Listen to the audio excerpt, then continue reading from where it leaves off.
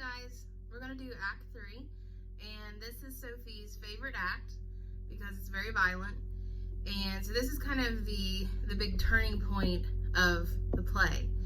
So at this point, Romeo is off getting married, and so his friends are in the street, and they're basically talking back and forth about what their plans are for the day. And so remember, Benvolio, he is Romeo's cousin, and Mercutio is his best friend. So Benvolio, he says to Mercutio, "I pray thee, good Mercutio, let's retire. The day is hot, the capital's abroad, and if we meet, we shall not scape a brawl. For now, these hot days, is the mad blood stirring." So Benvolio, remember, he's like the clear-headed one. So he's basically saying that they need to go somewhere else. They're in the street, and that the Capulets are around, and they know that if they see them, they're not going to escape a brawl, which basically means that they're not going to escape a fight. So he says it's hot out, and everybody's tempers are high. So Mercutio answers, and he says, "Thou art like one of these fellows that when he enters the confines of a tavern, claps him with his sword upon the table and says, 'God send me no need of thee,' and by the operation of the second cup, draws on the drawer, when indeed there is no need." So he's accusing his friend of being somebody who goes into a bar or a tavern, and he slaps his sword up on the table, and then he says, that he doesn't need it, and then after he drinks a few drinks, then he's ready to fight anybody. So Mercutio is basically teasing his friend here, because he knows that Benvolio is very even-tempered, and that he's not someone who will easily get into a fight. So then Benvolio very naively says, "Am I such a fellow? So am I really like that?" And then Benvolio says, and so then Mercutio answers, he says, Come, thou art as hot a jack in thy mood as any in Italy, and as soon moved to be moody, and as soon moody to be moved." So he says, yeah, you do have a hot temper. He says, anything will get you mad. So he says, you're as quick-tempered as anyone in all of Italy. And then Benvolio says, "And what too?" Which is basically saying, what do you mean? And then Mercutio, so he goes through all these examples of all these reasons that he says that Benvolio gets into a fight. So he says, "Nay, and there were two such. We should have none shortly, for one would kill the other. Thou wilt quickly quarrel with a man that hath a hair more, a hair less in his beard than thou hast. Thou wilt quarrel with a man for cracking nuts, having no other reason but because thou hast hazel eyes. What eye, but such an eye, would spy out such a quarrel? Thy head is as full of quarrels as an egg is as full of meat. And yet thy head hath been beaten as addle as an egg for quarreling. Thou hast quarrelled with a man for coughing in the street, because he hath wakened thy dog, that hath lain asleep in the sun. Didst thou not fall out with a tailor for wearing his new doublet before Easter, with another for tying his new shoes with an old ribbon? And yet thou wilt tutor me for quarreling?" So remember, a quarrel is a fight. And so Mercutio, he says that that he's quarreled with or fought with a man for having more hair or less hair in his beard. He's fought with a man for cracking nuts, and then Benvolio has hazel-colored eyes. So kind of like the same colored eyes, so he feels like that's an insult. And he says that he's fought with a man for coughing in the street and waking his dog up. He's fought with the tailor because he wore his new suit before Easter Sunday, and that he fought with another man for tying his new shoes with old shoestrings. So basically, Mercutio is teasing Benvolio. He's making up all these crazy reasons why he believes that Benvolio would get into fights, and of course, none of it's true. So he's just teasing him here. So then Benvolio says, "And I were so apt to quarrel as thou art, any man should buy the fee simple of my life for an hour and a quarter." So he's basically saying that if he fought as easily as Mercutio said he did, his life really wouldn't be worth very much, that it wouldn't last very long. And then Mercutio answers, "The fee simple, old simple." So he's basically saying, like, if that's your truth, your life insurance, and that's a foolish thing to say. Okay, so then this is where things get more serious.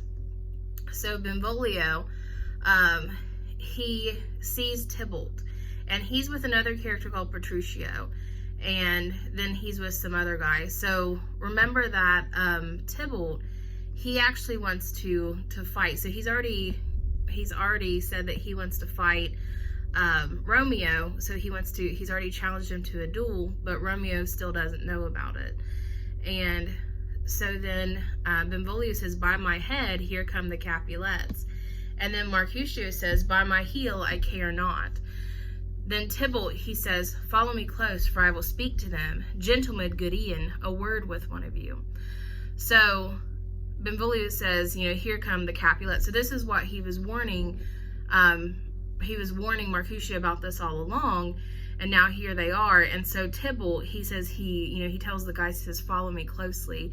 So he's kind of knowing that, there could be a fight. So then Mercutio, he says, and but one word with one of us, couple it with something, make it a word and a blow. And Tybalt answers, you shall find me apt enough to that, sir, and you will give me occasion. Mercutio answers, could you not take some occasion without giving? And Tybalt answers, Mercutio, thou consortest with Romeo. So at this point, we know that Tybalt is looking for Romeo, so he wants to fight him. And so then when Mercutio, he says, when Tybalt says, can I have a word with one of you? Mercutio answers, well, why don't you make it a word and a blow, like with your sword? So he's kind of like poking him, metaphorically. So he's kind of like trying to bait him for a fight. And so then Tybalt says, well, if you're ready, you'll find me apt enough to that. So you'll find me someone who will fight, if I have a reason. And so then that's when Tybalt announces that he is looking for Romeo, not Mercutio. So then Mercutio says, consort, what dost thou make us minstrels? And thou make minstrels of us? Look to hear nothing but discords. Here's my fiddlestick. Here's that shall make you dance. Zounds, consort. So he's kind of getting a little bit more heated here. He says, consort, like, he says, like in a band, like hang out like in a group. He said, what are you trying to call us, minstrels or musicians? And then he says, here's my fiddlestick. So like the stick that you would play a fiddle with. And so he's talking about a sword here. So he pulls his sword out and he says, this is what's going to make you dance. And then Benvolio, being the good guy, he says, we talk here in the public haunt of men. Either withdraw into some private place and reason coldly of your grievances, or else depart.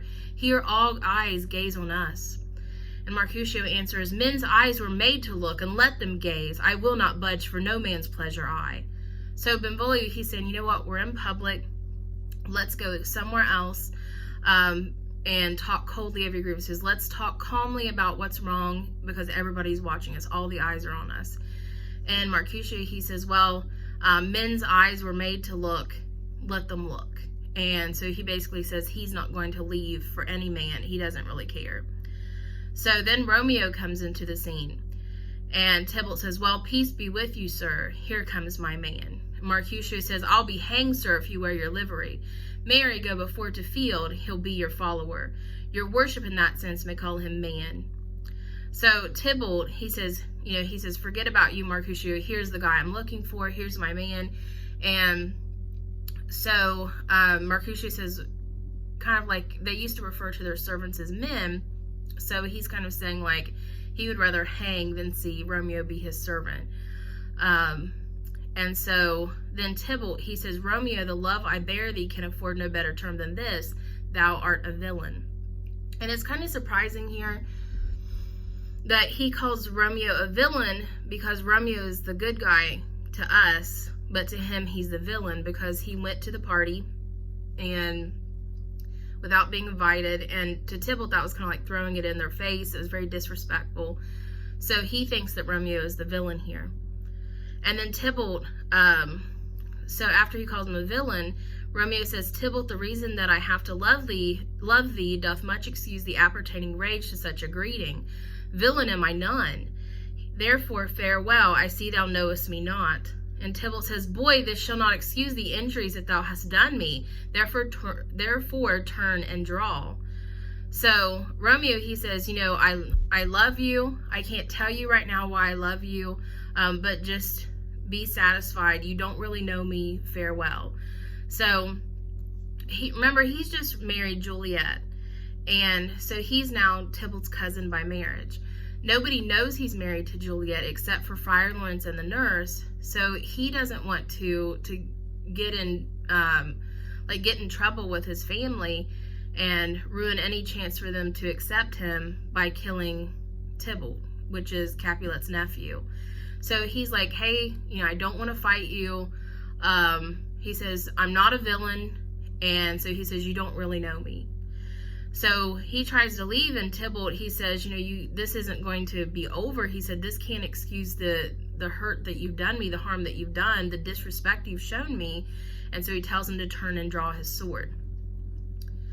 So Romeo says, I do protest I never injured thee, but love thee better than thou canst devise, till thou shalt know the reason for my love. And so, good Capulet, which name I tender as dearly as my own, be satisfied. And then Mercutio, his friend, speaks up and says, O calm, dishonorable, vile submission, Alice Stoccata carries it away. Tybalt, you rat catcher, will you walk? And Tybalt, he turns and he says, what wouldst thou have with me? And Mercutio answers, good king of cats, nothing but one of your 9 lives. That I mean to make bold withal. And as you shall use me hereafter, dry beat the rest of the 8. Will you pluck your sword out of this pilcher by the ears? Make haste, lest mine be about your ears, ere it be out. And Tybalt answers, I am for you. So at this point, Romeo says, I've never injured you. I've never done anything wrong. I don't know why you have this problem with me. He says, I can't tell you why I love you right now, but he says, just be satisfied and walk away. So he says, I love your name as dearly as I love my own. And so then Mercutio, he thinks that Romeo is being a coward. So he says, oh, calm, dishonorable, vile submission. So he thinks that Romeo just does it, that he's too afraid to fight. So he actually he takes his sword and he calls Tybalt a rat catcher, which is a cat, because they call him the good king of cats, the prince of cats. And he says, will you walk away? And Tybalt says, well, what do you want with me? And then Mercutio says, I want to take one of your 9 lives, since he's, like a cat has 9 lives. And so then he says, and then I'll beat the other 8 out of you. And so the other 8 lives. So he tells Tybalt to draw his sword, and then he says, be quick about it, or my sword will be around your ears. So then Tybalt, he says, I am for you. So Tybalt takes the challenge. And then Romeo says, gentle Mercutio, put thy rapier up. So he's telling his friend to put his sword away.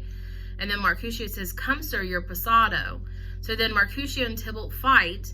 Romeo, who's wanting to stop this, he says, draw, Benvolio, beat down their weapons. Gentlemen, for shame, forbear this outrage. Tybalt, Mercutio, the prince expressly hath forbidden bandying of Verona streets. Hold, Tybalt, good Mercutio. So he tells his cousin to help him break up the fight and to help beat their weapons down. And so he says, remember what the prince said. The prince says if anyone's caught fighting in the streets, that they'll be executed. So he tells them to put up their swords. So he's trying to be the good guy here. So Romeo, what he does, and this is the big scene here, he gets in between them. And so he physically puts himself between the fighters. And it actually, Tybalt, he goes to stab someone. We don't really know if he was trying to stab Romeo or if he was trying to stab Mercutio. But he's trying to stab somebody. And it actually goes underneath.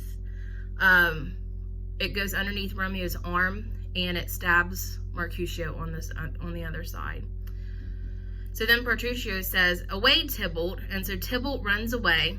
So Tybalt kind of like sees what he's done, that he's actually stabbed somebody. And so he runs away, and with all the other Capulets. And so they flee the scene. And then Mercutio, he says, I am hurt. A plague of both your houses I'm sped. Is he gone and hath nothing? And Benvolio, he says, what, are you hurt? Then Mercutio says, I, a scratch, Mary, 'tis enough. Where is my page? Go, villain, fetch a surgeon. So then Romeo says, courage, man, the hurt cannot be much. So his friends think that because Mercutio is always joking around all the time, so they actually think that he is kind of just playing around. So they don't know that he's actually really been hurt by Tybalt, that he's actually been stabbed. And so he says a plague of both your houses. Basically a plague is like a curse. And so their houses like households. So he's saying that he is cursing both households. So because they have done this to him. So he says, has Tybalt gone and he hasn't even got a scratch on him? And then Benvolio is kind of like, oh, you're not really hurt. And Mercutio says it's a scratch, but it's enough. So he's saying that it's enough to kill him. He tells his servant to go get a surgeon. And then Romeo says, oh, the hurt cannot be much. I mean, you can't really be hurt that badly. So they both really don't think that he's hurt. And then Mercutio, now this is his very famous, one of his famous speeches right here. And he says, no, 'tis not so deep as a well, nor so wide as a church door, but 'tis enough, 'twill serve. Ask for me tomorrow, and you shall find me a grave man. I am peppered, I warrant, for this world, a plague of both your houses. Zounds, a dog, a rat, a mouse, a cat, to scratch a man to death, a braggart, a rogue, a villain that fights by the book of arithmetic. Why the devil came you between us? I was hurt under your arm. So he says that his wound, it's not as wide as a church door. It's not as deep as a well, but he says it's enough. And he says if they ask for him tomorrow, they're going to find him a grave man, meaning that they're going to find him in a grave. So he knows that he's dying. He says he's peppered. He's finished for this world. So he says again, a plague of both your houses. So again, he's cursing both households, the Montagues and the Capulets. And so he says, he scratched a man to death, talking about Tybalt's sword, that it barely got him, but it was enough. And so he turns to Romeo and he says, why did you come between us? He says, I was hurt under your arm.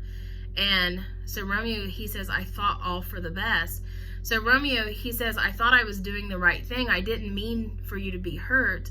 But it was in a way that it was his fault, because he got in between them and it was under his arm. So the sword had gone onto Romeo's arm and it had stabbed his friend Mercutio. So then Mercutio, he says, help me into some house, Benvolio, or I shall faint. A plague of both your houses. They have made worms meat of me. I have it, and soundly too. Your houses. So he says that, he tells Benvolio to help him into a house somewhere because he knows that he's almost ready to faint. He says they made worms meat of him, so he knows that he's getting ready to die. And so he curses the households one last time, so the Montagues and the Capulets one last time, and then Mercutio exits the scene, so with Benvolio. And then Romeo says, this gentleman, the prince's near ally, my very friend, hath got this mortal hurt in my behalf. My reputation stained with Tybalt's slander, Tybalt, that an hour hath been my kinsman, O sweet Juliet, thy beauty hath made me effeminate, and in my temper softened valor's steel.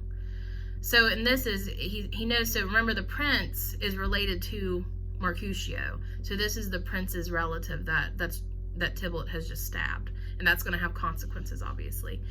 And so he says that now his reputation is ruined. And so he had let Tybalt slander him, so let him say, call him a villain, and he didn't take up for himself. He didn't take up for his own honor. And so he says that his love for Juliet has basically made him effeminate or feminine, that it softened his valor's steel. So it's made him less brave than he should have been. So then Benvolio comes back, and he says, "O Romeo, Romeo, brave Mercutio is dead. The gallant spirit hath aspired the clouds, which too untimely here did scorn the earth." So now Mercutio is dead. So then Romeo, he says, this day's black fate on more days doth depend. This but begins the woe, the others must end. So Romeo, he says that this fate, this black fate, this terrible thing that's happened, it's going to affect everything else. So nothing good can come of this. So then Tybalt comes back for whatever reason, maybe to get revenge, maybe to see if Mercutio is okay, we don't really know. And then Benvolio, he says, here comes the furious Tybalt back again. And so Romeo, since he just killed his best friend, Romeo, he's furious. And so he says, alive in triumph and Mercutio slain, away to heaven respective lenity. The fire-eyed fury be my conduct now. Now, Tybalt, take the villain back again that late thou gavest me, for Mercutio's soul is but a little way above our heads, staying for thine to keep him company. Either thou or I or both must go with him. So Romeo, he says that now that Mercutio is dead, he says now he's full of fury, and he tells Tybalt to take what he said back, basically like calling him a villain. And so he says, and now that Mercutio, his soul is just a little ways above their heads, he says, and either Tybalt is going to follow him, or he's going to follow him, or they're both going to die. He said, but either way, we're going to settle this right now. And so then Tybalt, he says, thou wretched boy, that didst consortest him here, shalt with him hence. And then Romeo says, this shall determine that. So Tybalt, he says, basically, you're going to die. You're going to heaven with Mercutio. They fight in the street, and so they battle, and Romeo comes out the victor. So Romeo stabs Tybalt, and Tybalt dies in the street.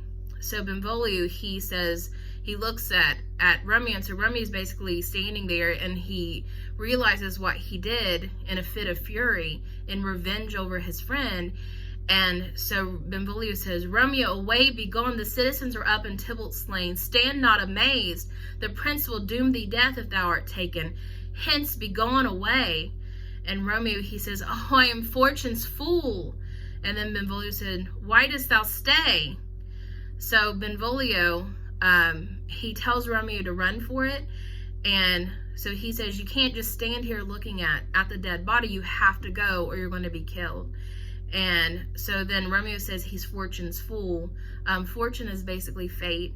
So he's saying that he's been a fool for just like following fate along and letting fate kind of like lead him in whatever direction it wanted to, that he should have taken charge of his own fate. And so then Benvolio says, why are you still here? And so Romeo, he runs off. So he's on the run now, because now he's a murderer. And so the citizens, they say, which way ran he that killed Mercutio? Tybalt, that murderer, which way ran he?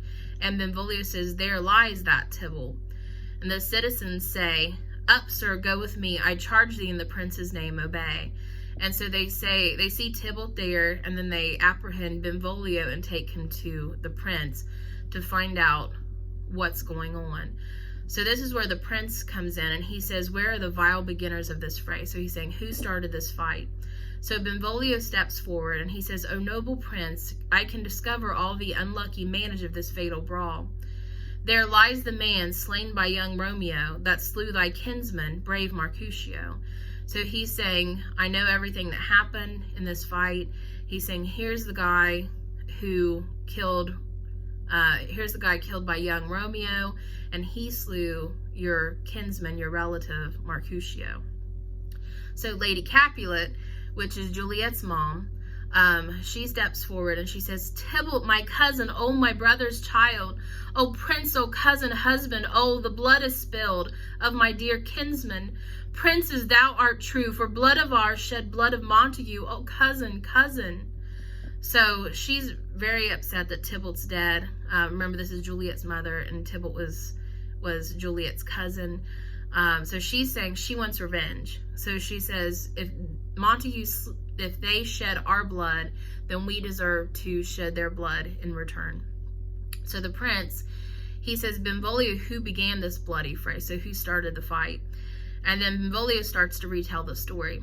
So he says, Tybalt here slain, whom Romeo's hand did slay. Romeo that spoke him fair bade him bethink how nice the quarrel was, and urged with all your high displeasure. All this uttered with gentle breath, calm look, knees humbly bowed. Could not take truce with the unruly spleen of Tybalt, deaf to peace. but that he tilts with piercing steel at bold Mercutio's breast, who, all is hot, turns deadly point to point, and with a martial scorn, with one hand beats cold death aside, and with the other sends it back to Tybalt, whose dexterity retorts it. Romeo, he cries aloud, hold friends, friends part, and swifter than his tongue, his agile arm beats their fatal points, and twixt them rushes, underneath whose arm an envious thrust from Tybalt hit the life of stout Mercutio, and then Tybalt fled. So he basically just retells the story of what happened. So he lets them know that Romeo didn't want to fight. So Romeo at this point, the whole time Romeo was trying to break it up, and Tybalt wouldn't listen to reason, and so he got in a fight with Mercutio, and then it was under Romeo's arm when Romeo was trying to break it up that he was stabbed, and so that Mercutio was stabbed. And so then he says that that's when Tybalt came back, and so Tybalt had ran away, and so he had fled the scene. So he basically takes a lot of the blame off of Romeo, saying that, Romeo, he really wasn't to blame because he had tried to break it up, and that it was Tybalt, and he was the hothead that wouldn't back down. And Benvolio continues, and he says, but by and by comes back to Romeo, who had but newly entertained revenge, and to it they go like lightning, for ere I could draw to part them, was stout Tybalt slain, and as he fell did Romeo turn and fly. This is the truth, or let Benvolio die. So he says that Romeo had never wanted revenge on Tybalt until Tybalt came back, and then he said it was like lightning, and they fought, and then finally Romeo was the victor, and so Romeo fled. And at the end, when he says this is the truth, or let Benvolio die, he's saying that everything that he swears on his life, that everything he said is true, that Romeo really wasn't to blame in all of this. So then Lady Capulet, she says, he is a kinsman to the Montague, affection makes him false, he speaks not true. Some 20 of them fought in this black strife, and all those 20 could but kill one life. I beg for justice, which thou, prince, must give. Romeo slew Tybalt. Romeo must not live. So Lady Capulet wants blood. So she is calling Benvolio a liar, and she says, of course he's going to lie. He is a Montague, and of course he's going to lie and say his cousin really isn't to blame. She said there are 20 of them that fought in this battle, and only one could die. So she's basically saying something doesn't smell right. And so then she says that she's begging for justice, that the prince is supposed to give them. And so she's calling for Romeo. She says, Romeo must not live. So she's saying, you're the one that said if anybody fought in the street that they would pay the fine with their life. So now she says Romeo doesn't deserve to live anymore. So the prince, he says, Romeo slew him, he slew Mercutio, who now the price of this dear blood doth owe. So he's basically saying, like, who else needs to die for you to be satisfied? So how much more blood do we need for it to be even? So then Montague, which is Romeo's dad, he says, not Romeo, prince, he was Mercutio's friend. His fault concludes but what the law should end, the life of Tybalt. So his dad says, you know what, Romeo, he just carried out what the law would have carried out anyway, since Tybalt had killed Mercutio, had killed his friend. It was only fair that Romeo killed Tybalt, because that's what the law would have done anyway for the crime. So then the prince, he's going to give his final ruling here. And he says, and for that offense, immediately we do exile him hence. I have an interest in your heart's proceeding. My blood for your rude brawl doth lie a bleeding. But all mercy was so strong a fine, that you shall all repent the loss of mine. I will be deaf to pleading and excuses, nor tears nor prayers shall purchase out abuses. Therefore use none. Let Romeo hence in haste, else when he is found, that hour is his last. Bear hence this body and attend our will, mercy but murderers, pardoning those that kill. So his final verdict here, so the prince says that instead of killing Romeo, which is what the Capulets want, or what Lady Capulet wants, the prince says we are going to exile him. So exile means that he's never allowed to return to Verona, that he's banished. And so they said if he ever comes back, he will pay the forfeit with his life. So he will be killed if he ever steps foot in Verona again. And so he says he won't hear any pleading from the parents or any excuses. He says he won't be moved by tears. So he says that this is his final decision. And he says, let Romeo leave quickly. And he says that he's not going to change his mind. And so that, of course, that's going to make it very difficult for Romeo's relationship. So remember, he just married Juliet, probably less than like an hour or two ago, maybe 2 hours ago. So this is definitely going to ruin their young marriage. Right? That is the end of scene 1.